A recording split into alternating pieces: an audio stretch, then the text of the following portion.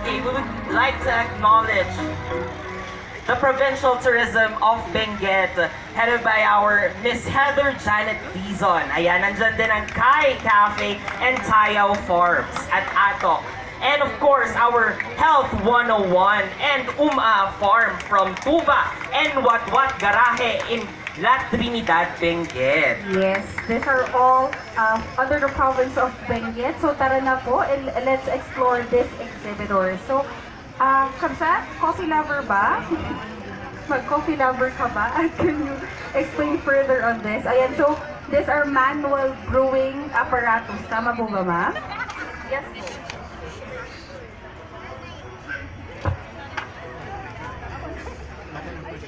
Ayan. So, Ma'am Mira? Okay, our barista are doing V60. They're doing manual brewing with the V60. We have here from the Cafe Quasar in La Trinidad, Miss Jill, and Thai Cafe from La Trinidad also, Miss Cindy. Currently, they're brewing the La Trinidad from Carame Farm.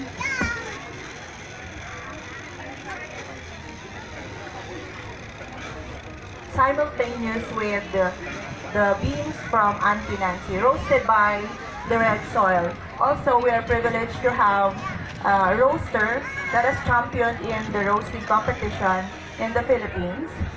Unfortunately, wala siya dito, but we have our his beans, si Red Soil Manufacturing.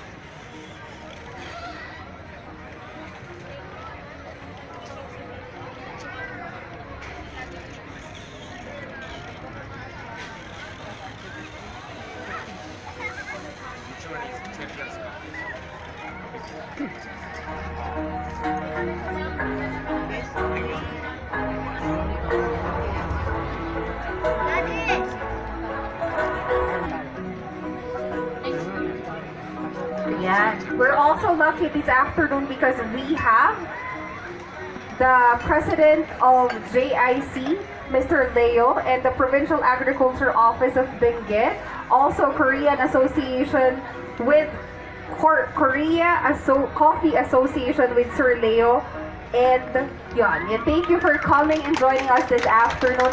Once again, we invite you for tomorrow. We still have the last day of the Mangan Taco Festival. And also to our viewers in our Facebook page, ayan po, please share, like, subscribe through our Facebook channel. Yes, and another friendly reminder to our park goers, we have trash bins all around the venue. Please make sure that when we consume the food from our exhibitors, clean as we go. Clean as we go po. Ayan, we respect the environment and sustainability. Itapon po sa tamang kalalagyan ang mga basura. Salamat po.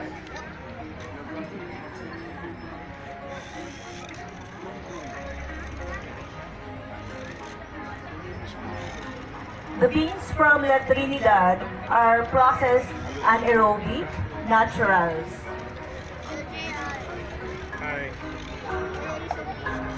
Mamira, when you see anaerobic, it means, can we expound further on that?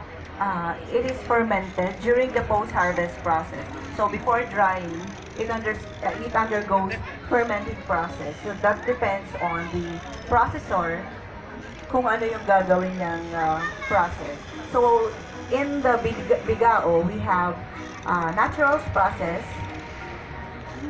dito, banda, and then of course the wash process.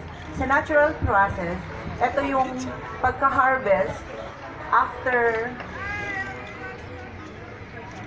harvest, we just dry it. And then, after drying, pag nakuha niyo yung tamang moisture content, saka natin i-dehal. And after dehaling, we have the manual sorting. And then after manual sorting, so talagang tigisa yan. And FYI, the beans na nasa bilao is not yet sorted. In the white pan or dun po sa gabi, Yes. those are the defects na mano-mano nating sinasort before we roast yung mga beans. May defect, Miss Mira, because merong butas. May butas, may mga black, may mga immatures, may mga insects na pumasok. Ganun po. Wow. Talagang hand-picked itong mga to, Miss Mira, which makes it more hard work for the process of picking out the best of the best coffee beans. Yes po. For the processing of coffee, talagang very laborious. Kaya po siya siguro ganun kamahal at kasarap kapag maayos yung pagka-process. On the other hand, the other process there is wash process, wherein after harvest, we depulp it, remove the pulp, the red one. Yun po yung ginagawa natin, cascara. Right now, we're serving it in our booth, the cascara tea. Cascara tea. So Yes. we found a way for it to